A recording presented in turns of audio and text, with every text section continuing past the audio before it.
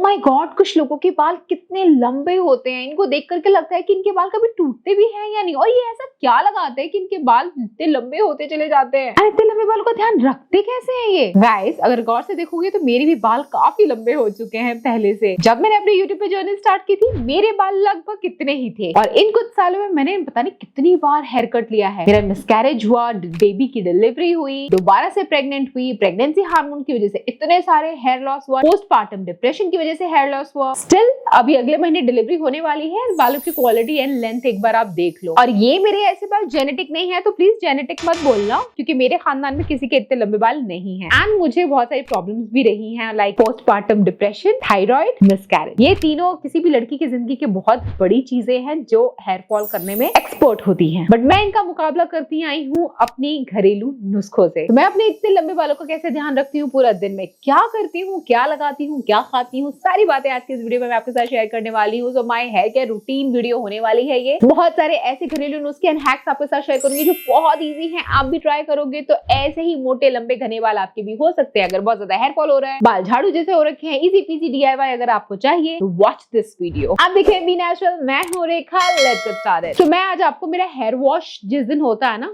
उस दिन का रूटीन आपके साथ शेयर करूंगी। तो जिस दिन मुझे बाल धोना होता है, सुबह उठते ही सबसे पहले मैं जूड़ा बना लेती हूँ, वॉशरूम चली जाती हूँ, फ्रेश वगैरह हो जाती हूँ, उसके बाद बाहर आती हूँ। अब यहाँ से मैं अपने बालों के लिए जो जो चीजें करती हूँ पर्टिकुलरली वो सारी चीजें मैं शेयर करूंगी। तो पहले तो मैं प्लास्टिक की कंघी इस्तेमाल कर लिया करती थी, लेकिन I have switched to wooden comb now. लकड़ी की कंघी, नीम की कंघी, इन सबसे कंघी करने से क्या होता है, बालों में फ्रिक्शन नहीं पैदा होता एंड ये बालों को फ्रेजाइल नहीं होने देता है। नहीं तो प्लास्टिक की कंघी से बालों में बहुत फ्रिक्शन पैदा होता है, वो सही नहीं रहता है आपके बालों के लिए, हेयर फॉल भी ज्यादा हो जाता है। तो यूज वुडन कोम। कई लोग बालों में कंघी बस मार देते हैं, कंघी मार ही देते हैं, जो कहते हैं ना कंघी मार लो, वो मार ही देते हैं। कंघी मारनी नहीं है, कंघी करनी है बहुत आराम से और प्यार से। मेरे लिए ये बाल सिर्फ बाल नहीं, मेरी बेबी के समान है, तो उसके बेबी के जैसे ही इसका ध्यान रखती हूँ। तो कंघी करते हुए सबसे पहले बालों को 2 हिस्से में डिवाइड करती हूँ। पहले एक सेक्शन ले लूंगी, एक सेक्शन में भी थोड़े से बाल मैं पहले ले लूंगी और उसके बाद नीचे से कंघी करना स्टार्ट करूंगी, धीरे धीरे ऊपर आऊंगी, उसके बाद थोड़े और बालों का सेक्शन लूंगी, फिर थोड़े और बालों का लूंगी, फिर ऐसे करते करते एक तरफ के बालों में कंघी करने के बाद फिर दूसरी तरफ के बालों में कंघी करूंगी, एकदम जंजल हाथों से, आराम से, जल्दबाजी में नहीं, वरना तो मैं गंजी हो जाऊंगी। एकदम छोटे से प्यारे से बच्चे के जैसे इसका ध्यान रखना पड़ता है। एक बार बालों में अच्छे से कंघी हो जाती है, उसके बाद मैं या तो जुड़ा बना लेती हूँ या चोटी बना लेती हूँ, जो भी मुझे कंफर्टेबल लगे। आप भी अपने हिसाब से देख सकते हैं। उसके बाद मैं आपको कुछ टिप्स भी शेयर करना चाहती हूँ कि देखो यार, बाल अच्छी चाहिए तो डाइट पे ध्यान रखना पड़ेगा। सिंपली आप ये चीजें मत करना, हाँ, junk, processed, packed food, soft drinks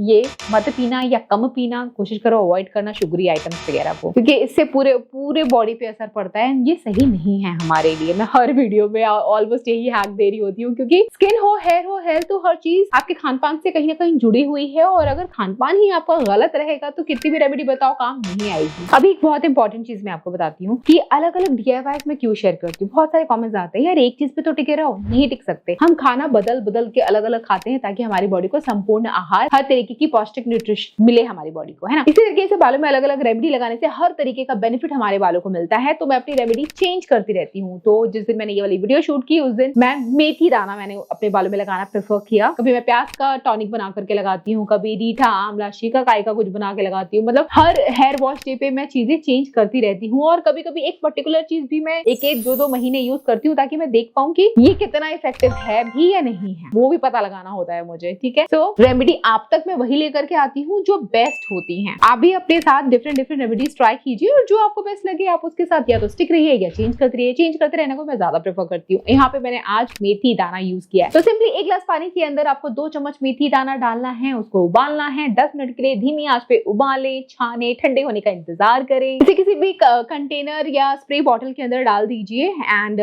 बस अपनी जहाँ चौड़ी मांग हो गई है, जहाँ बहुत ज्यादा गंजापन है, जहाँ से हेयर फॉल बहुत ज्यादा हो रहे हैं, वहां पे इसको स्प्रे कीजिएगा। जब लगता है कि आपके पूरे जड़ों में अच्छे से ये जज्ब हो गया है तो आप बालों की लेंथ के ऊपर भी इसको लगाइए। मेथी दाना बहुत पावरफुल होता है। ये आपके हेयर को ग्रो करेगा, प्रिवेंट करेगा हेयर फॉल को, सॉफ्ट बनाएगा, बालों को मैनेजेबल करता है एंड डेंसिटी वॉल्यूम बढ़ाता है आपके बालों में। तो मेथी दाना इज वेरी इफेक्टिव एंड इसको बनाना में बहुत आसान है यार। कितनी इजी रेमेडी मैं आपको बता रही हूँ। इसी बात पे ये सब्सक्राइब का बटन दबाओ और लाइक करो इस वीडियो को। तो एक बार ये स्प्रे बालों में लगा दिया है, अब बालों को आप चाहो तो जूड़ा बना लो या छोटी कर लो या खुला छोड़ दो। बस मेक श्योर कि जो आपके बाल गीले हो गए हैं ये हेयर ग्रोथ टॉनिक लगाने के बाद, अब बालों को सूखने का वेट करो, ठीक है। आधा घंटा 1 घंटा पंखे के नीचे बैठ जाओ, सूख जाने चाहिए, अच्छे से जज्ब हो जाना चाहिए आपके बालों में। अब अगर आपको ऑयलिंग करने का मन है, चाहते हो बालों में ऑयलिंग करना, तो देखो कैसे ऑयलिंग करना है। पहली बात, ऑयल वो पकड़ना है जो कोल्ड प्रेस्ड ऑयल हो ना। देखो जो भी ऑयल आपको सूट करता है, या मैं प्रेफर करूंगी आप घर पे खुद से ऑयल बना के लगाओ। नारियल का तेल घर पे कैसे बना सकते हो, मैंने एक वीडियो बनाई थी, आपको याद है? प्लीज उस मेथड को फॉलो करो, घर पे नारियल का तेल बनाओ, उससे ज्यादा शुद्ध कहीं कोई तेल आपको नहीं मिलेगा। देखो पैकेट में कोई भी चीज मिलती है ना, वो कितनी भी अच्छी हो, कहीं ना कहीं उसके अंदर प्रिजर्वेटिव्स तो होते हैं ना। प्रिजर्वेटिव नहीं डालेंगे तो वो लॉन्ग लास्टिंग कैसे बनेगा? नहीं तो 1-2 दिन के अंदर ही चीजें खराब होनी स्टार्ट हो जाती है ना। तो कंपनी वालों की भी इतनी गलती नहीं है, पर हाँ जो वो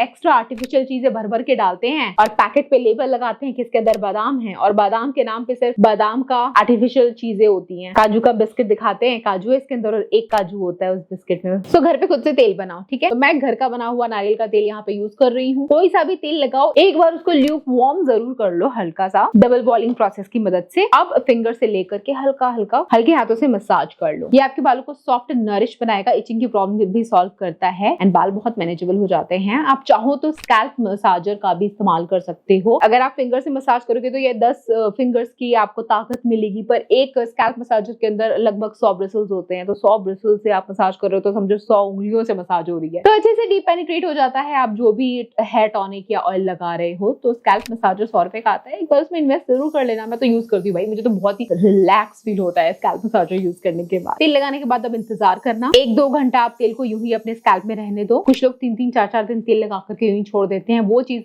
मुझे तो पसंद नहीं आती यार। बालों के अंदर फिर डर्ट, जर्म, ग्राइंड्स इकट्ठा हो जाते हैं, कोर्स को ब्लॉक कर देता है, चिपचिपी स्किन हो जाती है, फेस पे भी पिंपल आने लग जाते हैं। तो ऐसा करना ही क्यों? 1-2 घंटे के अंदर भी ऑयल अपना बखूबी काम कर सकता है। सो अब बारी आती है हेयर वॉश की। तो हेयर वॉश करने से पहले DIY शैम्पू बनाती हूँ मैं, हमेशा अपने शैम्पू को DIY करके बनाती हूँ। तो मैं क्या करती हूँ कि जो मैंने हेयर ग्रोथ टॉनिक बनाया था ना मेथी दाने का, उसी के अंदर अपने रेगुलर शैम्पू को ऐड कर देती हूँ। अच्छे से शेक कर लिया। अब शैम्पू करने से पहले बालों को सुलझा लेना। हाँ, उलझे बालों में शैम्पू करोगे तो बाल फिर कमजोर होकर टूटेंगे। तो मैंने अपने बालों को सुलझा लिया है। अब सबसे पहले स्कैल्प को गीला करना है। लोग ऐसे ही शैम्पू उठाते हैं, स्कैल्प पे थोप डालते हैं, वो शैम्पू डायरेक्ट यूज मत किया करो यार। तो सबसे पहले स्कैल्प को गीला कर लिया, उसके बाद शैम्पू डायरेक्टली धीरे धीरे डालती हूँ, थोड़ा थोड़ा करके, और दूसरे हाथ से मसाज करती रहती हूँ। अच्छा, यहाँ जो मेरे हाथों पे निशान नजर आ रहा है ना, ये मेरा बर्थ मार्क है, बचपन से है, इसको अवॉइड करना, क्योंकि जब भी मैं वीडियो बनाती हूँ ना, लोग कमेंट आते हैं, दीदी ये कैसा निशान है? ये मेरा बर्थ मार्क है बचपन से, ये कभी नहीं जाने वाला, ठीक है, ये हमेशा रहेगा मेरे साथ। तो पहले स्कैल्प पे अच्छे से मसाज कर देना, उसके बाद धीरे धीरे बालों की लेंथ के ऊपर शैम्पू लगाना एंड देन वॉश करना। मेरे लंबे बाल है तो 2 से 3 मिनट मेरे लिए सफिशिएंट होते हैं हेयर वॉश करने के लिए। बाकी आप अपने बालों की लेंथ के हिसाब से डिसाइड करना कि कितनी देर आपको शैम्पू लगाना है। बहुत ज्यादा देर तक भी नहीं लगा के रखना है और थोड़ी देर के लिए भी नहीं लगाना है। ऐसे लगाओ कि क्लीन हो जाए आपका स्कैल्प एंड हेयर। अगेन यहाँ पर भी आप स्कैल्प मसाजर का इस्तेमाल कर सकते हो। एकदम हल्के हाथों से मसाज करना, रिगरसली नहीं करना,